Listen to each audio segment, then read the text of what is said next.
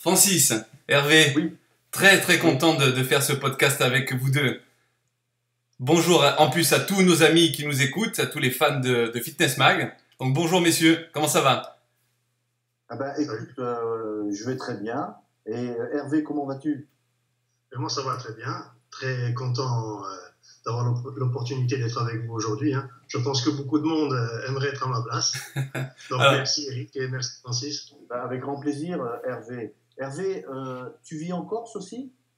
Également, oui, je vis en Corse, mais en Corse du Sud. En Eric Corse du est... Sud. Oui, voilà, sur moi je suis Ajaccio. à Bastia, Ah, lui est à Ajaccio, Ajaccio. tout en bas dans le sud en fait. Ah, bon, d'accord. C'est Ah, ça, c'est oui. sympa parce qu'il y a un accent. Là, il y a trois accents. Bon, Eric Rallo, lui, il fait très attention lorsqu'il parle. Il enlève peut-être un petit peu l'accent. C'est vrai qu'avec toi, D'ailleurs, avec Hervé, je vais peut-être moins l'enlever. tu vas moins l'enlever. Et moi, j'ai l'accent pied noir, puisque je suis né à Casablanca, donc au Maroc. Et j'ai grandi pendant 14 ans à Casablanca. Donc, j'ai cet accent fort, pied noir. Tu vois. Et quand je suis avec des garçons comme vous qui avaient un accent, même si c'est l'accent corse, il y a quand même un accent. Donc, c'est encore plus prononcé. Mais sinon, je peux faire attention et puis parler. Non, on va rester naturel. Ça va être Fran- trop difficile. Francis, je vais commencer. Moi donc déjà, j'espère que ce podcast va plaire donc à tous les fans de Fitness Mag, à tous les fans de bodybuilding et de musculation en général. Hervé, donc moi aussi je suis très content de t'avoir avec nous, puisque Hervé, si tu veux, Francis, il va se présenter, hein, parce qu'il fera bien mieux que moi, mais je veux au moins dire que c'est un culturiste. D'abord, tu es quelqu'un qui est multisport, toi, hein, mais tu vas le dire tout à l'heure, Hervé. Mais en tant que culturiste, c'est quelqu'un qui s'entraîne à la manière old school, donc c'est un peu le sujet d'aujourd'hui. C'est quelqu'un qui a un physique qui tend vers ce que toi tu représentais, Francis, c'est-à-dire l'esthétisme, tu vois. Et donc, je me suis dit que de faire une association de podcast entre Hervé, qui est un de tes premiers fans, hein, Hervé, hein, tu lui diras après carrément, je pense que ça allait être intéressant et que beaucoup de jeunes et de moins jeunes vont se retrouver dans notre discussion à trois. Alors Hervé, je te laisse la parole, n'hésite pas à te présenter pour ceux qui ne te connaîtraient pas. Alors, comme dit tout à l'heure, je vis en Corse, sur Ajaccio. J'ai 38 ans. Je suis marié, j'ai une petite fille de 8 ans. Je suis marié à Anne-Lise, hein, qui est championne en bikini. Donc, Une autre compétitrice. Et voilà, en fait, j'ai beaucoup fait de sport de combat. Je suis passé par le judo, le karaté, la boxe. J'ai fait mes derniers combats, c'est en 2012. Et c'est en accompagnant ma femme Anise au GP des Pyrénées en 2013. Je l'ai lancé parce que j'ai vu qu'il y avait moyen qu'elle puisse faire quelque chose, parce que c'était quand même assez accessible. Et en voyant les gars sur scène, ça m'a vraiment donné envie. Et c'est là que j'ai arrêté la boxe pour me mettre à fond dans le bodybuilding. Et c'est avec la rencontre de Jean-François Nicolai sur Ajaccio, qui a été mon premier coach, hein. Et j'ai pu décrocher mon premier titre à la Body Gear Cup en premier pas. J'avais affiché 77 kg pour 1m69, mais j'avais pas la sèche qu'il fallait pour pouvoir me présenter au championnat de France. Et moi aussi, il y avait une catégorie classique qui m'a permis de pouvoir, la première année, de pouvoir concourir sans... Bon, j'avais quand même 15 ans d'entraînement de musculation derrière, hein, en parallèle avec la boxe. J'allais le dire, oui. Tu t'es servi de la musculation pour améliorer tes performances en boxe. C'est-à-dire que j'ai quand même 16 ans de musculation derrière. J'aurais pas pu faire ça en un an si j'avais pas de pratique. Ouais. C'était pratiquement impossible. Et la catégorie classique, c'était plus 2 kilos. C'est-à-dire que je devais afficher 71 kilos. Et j'ai affiché donc 71 kilos. J'ai perdu 6 kilos de la Body Gear Cup. La Body Gear Cup, c'était en octobre. Et les championnats de France, c'était en avril. Alors, Body Gear Cup, c'est à Paris? C'était à Paris? C'est ça. C'était à Paris, oui. C'était à Paris. Et à partir de là, on t'a plus arrêté, tu as enchaîné toutes les victoires. J'ai enchaîné, j'ai été champion de France en 2014, Voilà. J'ai gagné ma place dans l'équipe de France. J'ai fait le Grand Prix des Pyrénées 10 jours plus tard que j'ai remporté. dans ma catégorie. C'était une grosse catégorie, on était 16 participants. J'ai fait deuxième au tour de catégorie, classique. Et j'ai participé au championnat d'Europe 10 jours après. Et j'ai fait troisième au championnat d'Europe. Troisième par chance, parce que, je vais expliquer quand même. Oui, dis-le. J'ai fait quatrième. Normalement, j'étais quatrième. Et il y a eu une personne qui a été disqualifiée. Contre l'antidopage ? Oui. Et quelques mois plus tard, j'ai appris que j'avais pris la troisième place du championnat d'Europe. Donc, un podium à Europe. Tu es déjà content de faire 4. Et puis après, tu fais 3. Voilà. Donc Hervé, Francis, je ne sais pas si tu as eu l'occasion de voir sur sa page, mais pour les internautes, je vais enchaîner quelques images au montage. Oui, c'est bien ça. Hervé, donc c'est quelqu'un, une force brute.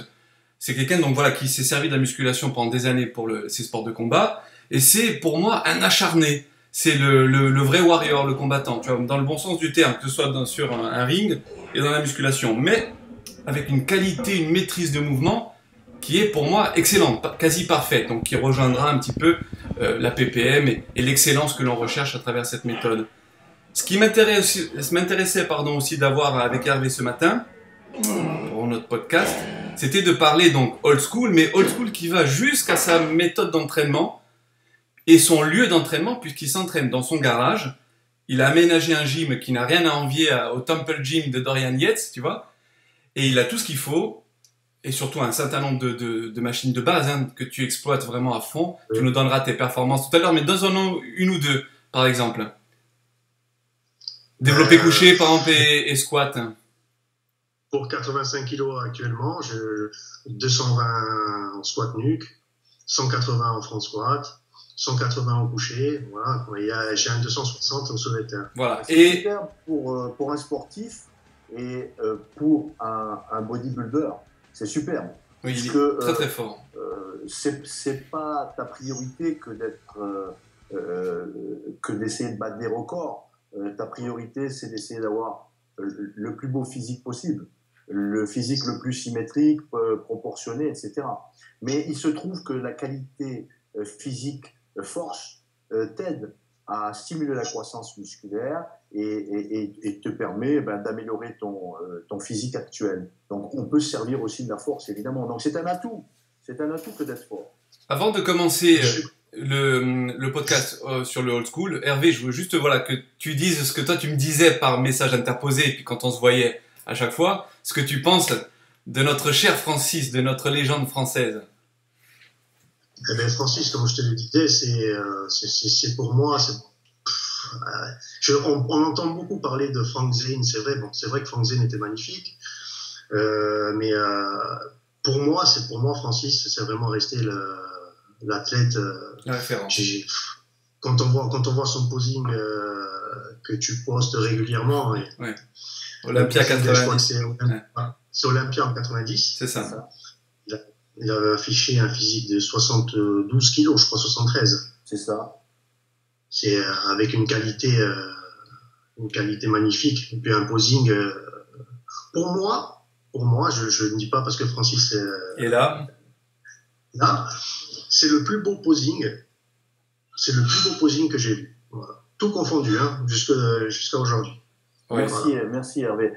Tu sais, quand tu mets de l'émotion dans un posing, forcément, tu deviens plus artistique et tu es plus à même de plaire au plus grand nombre.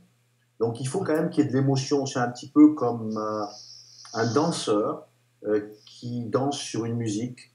Il arrive à avoir un maximum d'émotion, ses gestes vont être gracieux, il va y avoir de la coordination entre ses poses, pour un danseur, on pourrait dire ses attitudes, et donc c'est un plus puisqu'il y a une connexion supplémentaire entre le cerveau, le muscle, en ce qui concerne par exemple mon posing de 90, et puis l'émotion. Donc l'émotion va agir un petit peu comme un booster pour améliorer cette connexion entre le cerveau et le muscle. Donc tu es vraiment, tu ne fais qu'un. Et ce qu'on voit aussi, c'est qu'il y a énormément de travail, contrairement à beaucoup de personnes maintenant. Parce que quand ils montent sur scène, on voit qu'ils réfléchissent beaucoup au mouvement qui va suivre. Et ils sont plus du tout dans leur posing. C'est vrai. Et ça, c'est un manque de travail. Alors, absolument, je te rejoins, Hervé, il y a le travail, puisque lorsque tu pratiques, et si tu pratiques fréquemment ton posing, eh ben, il va se passer une chose, c'est que tu vas pas penser, comme tu disais justement, Hervé, à ta prochaine pause ou aux poses de transition, etc. Mais en plus de ça, le fait de travailler souvent et fréquemment le posing, ça te rend plus athlétique. C'est-à-dire que tu développes des capacités comme l'endurance. Tu es à même de rester longtemps sur scène, de créer des fortes contractions sans être dépassé. Parce que ce qui se passe, c'est que lorsqu'on est dépassé par une pratique qu'on n'a pas l'habitude de faire, donc quand on n'a pas l'habitude de poser, eh ben, on va manquer de souffle, on va manquer de capacité, et donc ça va se voir automatiquement, on va commencer à perdre un petit peu l'équilibre, on va pas pouvoir contracter ses muscles suffisamment, on va oublier certains muscles pour certaines attitudes et certaines poses, alors que quand on est en pleine forme, en pleine possession de ses moyens physiques et mentaux, eh ben, on arrive à conjuguer le tout, à marier le tout et à faire une très belle chorégraphie avec une certaine puissance, un certain charisme et puis un maximum d'énergie possible. À propos justement de posing, et là vous me donnez donc le fil conducteur. Aujourd'hui, donc le old school. Quand moi je pense old school, je vais vous poser la question. Moi je pense toujours Eugène Sandow dans le début du générique de Pumping Iron. Ah oui, oui, oui. Quand on voit ces images en noir et blanc et quand on le voit faire les premières poses comme ça.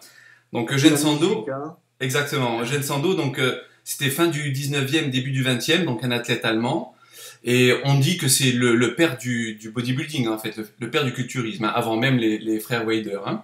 D'ailleurs, je m'excuse de t'interrompre, Eric, mais Joe Weider s'est servi de la statuette, la statue. Exactement, le Sando. Pour représenter le Sando. Pour les jeunes qui ne le savent pas, donc le Sando du nom d'Eugène Sandow. C'est le Sando. Exactement. Donc, pour enchaîner rapidement, parce qu'il y aurait tellement à dire, n'hésitez pas à intervenir, on va essayer de se passer comme ça régulièrement la parole, et moi je vais essayer d'être, pour une fois, un peu à l'écart et de vous laisser surtout vous parler. Je vais juste vous dire que, pour moi, donc c'était Eugène Sandow, mais que par la suite, on a tous en mémoire les Steve Reeve, les Rec Park. Jeunes, on a quelques années d'écart, Hervé, hein, mais tu as connu les Péplon, les Hercule, etc., donc ces films de l'époque, Steve Reeve, Rec Park en l'occurrence. Donc des gars qui faisaient, je m'étais noté pour pas me tromper, hein, Steve Reeve par exemple, Monsieur Univers 1950. T'as pas le droit, Eric, de noter.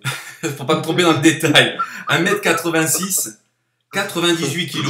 98 kg, 1m86, donc déjà des beaux gabarits. Rec Park, 1m85, donc à 1 cm près, 97, 101 kg. Donc déjà on avait des beaux bébés. Mais c'était des gens qui, lorsqu'ils se baladaient dans leur ville réciproque, ou surtout de là où un peu tout est parti, hein, c'est-à-dire Venice Beach, donc il y avait toute une atmosphère un petit peu spéciale. C'est ça que j'aimerais avoir comme point de vue. Est-ce que vous avez les mêmes images en tête? Est-ce que vous pensez à ça quand vous pensez bodybuilding old school? À quoi vous pensez en fait? Francis en premier. Francis, oui. Francis, vas-y, je t'en prie. Moi, j'aimerais rebondir sur Pumping Iron et sur donc, le générique, etc. Pour mentionner des grands poseurs comme par exemple Ed Cornet. Exactement. Ed Cornet était un magnifique poseur. À Monsieur Olympia en 1975, là où a été pris quelques images donc, de Pumping Iron, on avait aussi en plus de Ed Cornet, on avait Serge Dubré qui était un magnifique poseur. On va en parler après, tout à fait. C'était plus le même style, mais c'était lorsqu'il prenait une posture, lorsqu'il prenait une pose, une position, c'était pratiquement parfait, des pieds à la tête. Et puis, il ne faut pas oublier que Arnold Schwarzenegger était un très bon poseur, compte tenu de son physique, qui était quand même surdimensionné à l'époque. Et du fait que c'était un poids lourd, il était souple, il avait de la coordination, il avait de la crasse, il avait quand même des qualités. Puis il avait le sourire, il y avait de l'énergie dans Ce ses charisme. posings. Et puis, donc, tout le monde posait à peu près bien à cette époque-là. Donc il y avait quand même un souci de bien représenter son physique. C'est ce qui s'est perdu avec les années. C'est ce qui s'est perdu un petit peu avec les années. D'ailleurs, j'ai eu l'occasion de voir Arnold ce week-end, puisque j'ai été à l'Arnold Classic à Johannesburg. Voilà, Afrique. Donc, le premier Arnold Classic de l'histoire en Afrique du Sud. Et première question qu'il a posée au vainqueur de l'Arnold Classic Sud-Afrique, à Dexter Jackson, c'est combien de temps accordez-vous au posing? Combien de temps accordes-tu au posing? Et Dexter, il s'est exprimé, et puis bon, il a expliqué combien de temps il accordait. Donc Arnold a le souci, encore aujourd'hui, à l'Arnold Classic, il a quand même en tête de faire en sorte que les bodybuilders amateurs et professionnels soient bien notés par rapport au posing. D'ailleurs, il avait fait une réflexion à Kay Green lorsqu'il remporta il y a quelque temps l'Arnold Classic à Columbus, et il a confié en public, hein, parce qu'Arnold, c'est pas le genre à confier ailleurs qu'en public, sur scène, Kay Green, tu as remporté l'Arnold Classic tout simplement parce que tu as été le meilleur poseur. Autrement dit, si tu n'avais pas été un bon poseur, tu n'aurais pas remporté. Ce qui revenait à dire que on t'a mis premier parce que tu es un excellent poseur. Donc Arnold a en tête encore au jour d'aujourd'hui d'influencer les bodybuilders amateurs et professionnels à mieux poser. Pour la petite histoire, je viens d'envoyer un texto à Raphaël Santonja, le président international de l'IFBB, qui a remplacé Ben Veller, en lui disant que j'aimerais bien faire des séminaires sur le posing et pourquoi pas organiser des séminaires à l'Arnold Classic. Et comme Raphaël en ce moment est au Kruger National Park avec Arnold, ils sont au parc animalier en ce moment, là où on parle. Bah, profite-en. Donc je lui ai dit à Raphaël, demande à Arnold si ça serait une bonne idée. Est-ce qu'il en pense que d'organiser des séminaires sur l'opposing? Moi, je me porte volontaire. Excellente idée. En effet, après Hervé, je te demanderai ton point de vue sur le old school. Moi, quand je repense encore old school, je pense les Dave Trapper, les Ken Waller, enfin tous ceux de cette époque-là. Tu as parlé d'Ed Cornet, Franco Columb, il y avait Danny Padilla. Et je vois toujours ces photos noir et blanc que l'on peut retrouver bien sûr aujourd'hui sur Facebook en tapant leur nom et en mettant l'onglet images. Toujours des poses très sculpturales, très atypiques, enfin plutôt typiques de cette époque-là. En effet, aujourd'hui Arnold a pris position, il milite dans le sens donc d'un retour à des posings old school, à même des physiques je pense plus classiques. Et on a surtout cette nouvelle catégorie classique physique qui a commencé je crois aux États-Unis, pour laquelle le posing est noté. Donc il y aura vraiment une part importante qui sera dédiée au posing dans le jugement final. Oui, parce qu'il ne faut pas oublier quand même qu'il y a une idée de promouvoir le bodybuilding et pour ce faire, pour le grand public. Et pour ce faire, il faut rendre le bodybuilding plus attractif. Donc le posing est un des moyens de rendre le bodybuilding plus attractif.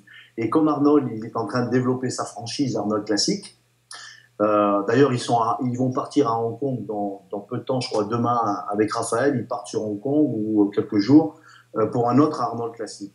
Donc je pense que c'est bien vu que de changer un petit peu les critères ou en tout cas de bien noter ce round 3, le posing libre. Voilà. Donc c'est un plus. Hervé, je m'adresse à toi cette fois-ci, puisque l'old school, on n'entend parler que de ça. Nous-mêmes, on échange pas mal sur l'old school, et puis de manière générale, tout le monde sur Internet parle de old school versus, c'est-à-dire contre en français, new school. Ça veut dire quoi, old school, pour toi? Ça représente quoi? Old school, ça regroupe beaucoup de choses, pas mal de choses. Il faut tout prendre en compte. La façon dont il mangeait à l'époque, la façon dont il s'entraînait, et surtout le posing, comme l'a dit Francis. De nos jours, le posing, la plupart, surtout en amateur, de ce que j'ai pu voir, les poses plus musclées, les doubles biceps durant 1 minute, ça donne envie à personne. C'est ça. Je vous le dis, ça donne envie à personne. Il y a pas, ça prouve qu'il n'y a pas de travail derrière. C'est vrai. Et voilà. Et c'est franchement, ça donne envie à personne de faire du bodybuilding. Après, on en vient aussi au physique, qui, à l'époque, la plupart du temps, c'était des lignes en X, des belles lignes. C'était pas des recherches de sèche extrême. Ils étaient secs, mais c'était pas pour aller chercher l'extrême. Ouais. Donc ça aussi, ça change beaucoup de choses. Oui, c'est bien ce que tu dis, ce que tu soulignes là, Hervé, sachant que ils étaient secs. Ce qui veut dire que ils étaient compétitifs, sans aller chercher l'extrême. Voilà, mais en étant plus défini, on améliore aussi l'aspect esthétique. Plus un corps est défini, et plus de chances on a de représenter la beauté, l'esthétisme, la proportion, etc. Et puis c'est beaucoup plus impressionnant je suis que d'être défini. Donc, la plupart de nos jours, oui, c'est vrai. Mais la plupart des athlètes que je connais de nos jours, ceux qui cherchent la sèche extrême, en contrepartie, perdent du volume à côté. Bien sûr. J'en connais pas mal qui malheureusement montent plat sur scène alors qu'ils auraient pu garder un maximum de volume en ayant une sèche quand même spectaculaire. Oui. Mais moi, je pense qu'en allant chercher trop la sèche, il y en a beaucoup qui loupent leur préparation. Oui, ils sont secs, mais il y a plus ces physiques qui ressemblent en tout cas répartis, équilibrés, galbés. Voilà, qui se galbent. Pour moi, par exemple, le posing de Francis en 90, il avait tout. Il y avait sèche, il y avait volume, il y avait symétrie, il y avait tout. Il y avait, Hervé, si tu me permets, Hervé, il y avait ce que toi tu apprécies aussi, on en parle souvent. Il y avait cette pose en double biceps de face, abdominaux rentrés, cage ouverte, donc la fameuse pose du vacuum. Toi, tu n'étais pas loin, hein, parce que tu la faisais pas spontanément, hein, mais elle y était pratiquement tout le temps dans ton attitude, hein, Francis. Hein. Oui, notamment en 90, j'ai une photo en double biceps. Très creusée, très rentrée. J'arrive à la récupérer. Ouais. Et là, justement, ça confirme un petit peu ce que Hervé disait justement. Donc, il y avait du volume, il y avait de la définition, il y avait un bon compromis. Et pourtant, je n'étais pas lourd, puisque, comme Hervé l'a souligné, je faisais dans les 73 kilos à Monsieur Olympia 90. C'est incroyable. Pour la même taille que toi, d'ailleurs, Hervé. On a la même taille. Oui. Voilà. Mais c'est Et donc, Hervé, ne penses-tu pas que, justement, le fait de ne plus pouvoir faire des poses de vacuum aujourd'hui, on parle que de ça aussi sur Internet, puisqu'il faut ce retour, je pense, en arrière, qui n'aura pas lieu, hein, je pense pas. Hein, pour le plus haut niveau, il n'aura pas lieu, moi non plus. Je pense pas. Mais par contre, pour les plus jeunes, parce qu'il y a beaucoup qui nous écoutent quand même, il y a beaucoup de jeunes, je reçois énormément de messages, Francis, où ils nous encouragent à continuer nos podcasts sur la PPM. Beaucoup de jeunes qui s'y mettent très très jeunes à la PPM et aux autres techniques, mais avec en fil conducteur la PPM, donc la performance progressive méthode. Qui va évoluer puisque je suis activement en train de la développer avec quelqu'un que tu connais très bien, qui s'appelle Paul James. Bien sûr. Et donc, on a régulièrement des podcasts. En fait, on fait FaceTime. Très compétent et hyper passionné, Paul. Oui, puis il écrit très bien. J'aime bien son style d'écriture. C'est posé, c'est bien, c'est accessible au plus grand nombre. C'est vrai. Et puis, il est très passionné. Et puis, on a eu l'opportunité de passer du temps ensemble. Donc, il maîtrise maintenant la PPM. Je vais diffuser ça dans les 2 prochains magazines. On a fréquemment des interventions. Tiens, je viens de la voir. Il vient de m'envoyer un texto. C'est rigolo. Qu'est-ce qu'il me dit, notre Paul? Il était un peu trop loin. Et pour toi, Hervé, en fait, voilà. Paul, donc, il vient de m'envoyer un texto, Paul James. Voilà. Alors, en fait, pour ceux qui nous écoutent, Paul James, donc, fait la rubrique classique physique. On a eu pas mal de rubriques, en fait, sur le old school aussi avec lui. Il m'a demandé s'il pouvait te rencontrer en Afrique du Sud, puisqu'il travaille en ce moment en Afrique. Alors moi, je me suis empressé bien sûr de te faire la demande. Toi, tu as gentiment accepté. Lui, il m'a remercié bien après. Et même moi, j'étais ravi surtout pour vous deux hein, de pouvoir faire cette rencontre. Vous avez passé du temps ensemble.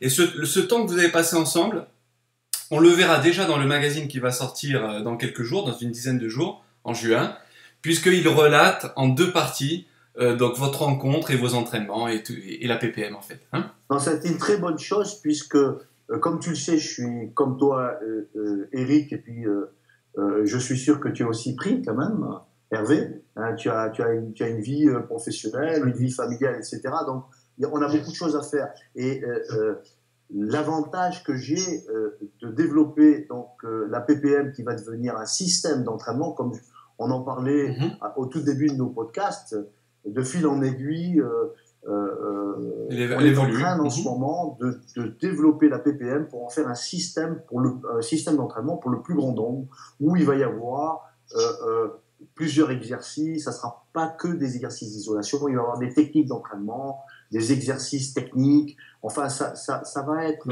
un peu plus élaboré et plus développé. Donc l'avantage que j'ai de travailler, si je puis dire, à deux mains avec Paul Jams, c'est que on a régulièrement des conversations au téléphone, FaceTime ou autre, et puis lui, en même temps qu'on communique, il prend des notes, et puis après, il prépare ses résumés, ses articles, qu'il m'envoie, je revois ces articles, je les valide, et puis à ce moment-là, il fait des corrections encore, et puis il l'envoie à Eric Rallo. C'est génial, c'est super. Voilà, à Fitness Mag. Voilà. Et donc Hervé, pour revenir, on insistera bien sûr dans d'autres podcasts sur ta méthode et sur son évolution. Pour revenir à tout ceci, Hervé, il y a des méthodes d'entraînement, il y a aussi la chimie qui rentre en compte, qui fait que ces estomacs aujourd'hui sont dilatés, c'est cette course vers l'extrême aussi, vers l'excès, qui fait qu'aujourd'hui des culturistes plus gros passent devant des culturistes peut-être plus esthétiques, plus en X. Bon, c'est pas nous qui jugeons, on peut pas refaire le monde. Le problème, c'est la faute à ce qu'on leur demande aussi. C'est les critères. Voilà. C'est vrai. Je suis d'accord complètement. Là, je te rejoins, Hervé. Hein. Je m'excuse de te couper, mais c'est par rapport, justement par rapport à la demande. Il est certain que si tu veux faire de la compétition, eh ben, il va falloir être compétitif. Pour ce faire, eh ben, il va falloir correspondre aux critères de jugement. Et c'est ce qui explique tout simplement qu'il y a une demande pour plus de volume musculaire aujourd'hui, notamment en bodybuilding. Mais encore une fois, et là je rebondis sur ce que tu disais, Eric Rallo, ce qui est intéressant, c'est cette catégorie classique physique. Classique physique. Et je pense qu'en ce moment, elle est en plein essor. Pourquoi ? Parce qu'il y a un maximum de pratiquants qui peuvent s'identifier aux champions de cette catégorie-là, classique physique. On est d'accord. Et ce qu'il faudrait pas, oui. Ce qu'il faudrait pas, c'est que ça déborde comme les men's physiques, parce que quand on regarde le niveau des men's physiques pro et amateurs, oui, on enlève le short, ils peuvent passer en bodybuilding, quoi. Ah, mais c'est des bodybuilders chez nous, c'est vrai. C'est ça ce qu'il faudrait, c'est vraiment que les critères soient mis en place, mais qui n'évoluent pas avec les années après derrière. C'est vrai. Bon, regardez les bikinis aussi, hein. Mais les bikinis, on arrive au championnat d'Europe, c'est des physiques. On n'est pas loin de faire des body fitness, c'est vrai. Voilà, mais là encore, c'est un choix qu'il faudra savoir faire. Je reste au niveau national, ou bien je passe au niveau européen, et puis je suis contente ou content de faire dans le top 10, tout simplement parce que le niveau est tellement haut, mais c'est un niveau européen. C'est vrai. Mais le problème, Francis, c'est que les jeunes, ils prennent en exemple les champions pro. Oui. C'est-à-dire que les jeunes qui se lancent dans le men's physique, ils vont regarder les champions actuels, mais pas le niveau amateur. Et c'est ça qui est dérangeant, c'est qu'ils vont toujours en vouloir plus. Et d'ailleurs, combien au niveau du volume, au niveau de ce qu'on sait aussi derrière, c'est ça le problème. Ça a toujours été un petit peu comme ça, Hervé. Moi, je me souviens, à l'époque, mon modèle, c'était Frank Zane. Mais j'avais un bon modèle. C'est vrai. Francis et Hervé, justement, quand on parle justement d'évolution du bodybuilding, on me dit, Eric, tu as raison en partie. On me dit que j'ai peut-être tort aussi, parce qu'on me dit qu'il y a toujours une adaptation au niveau de l'évolution. Exemple, les physiques de Steve Reeve, ils ont été vraiment dépassés et outrepassés quand on a atteint le volume d'un Sergio Oliva ou d'un Arnold Schwarzenegger. Et ainsi de suite quand on est passé à un Lianais qui a étonné le monde en gagnant donc en 1984, si je me trompe pas, juste après Samir Banout. Ensuite, on a eu l'ère des mastodontes dans les années 90 où tu as concouru contre voilà, ces mastodontes-là, Dorian Yates. Après, n'en parlons pas, le phénomène est sans doute le plus Ronnie grand, Coleman. Ronnie Coleman. Et maintenant, on a vraiment des gars qui sont... moi, je sais que je fais...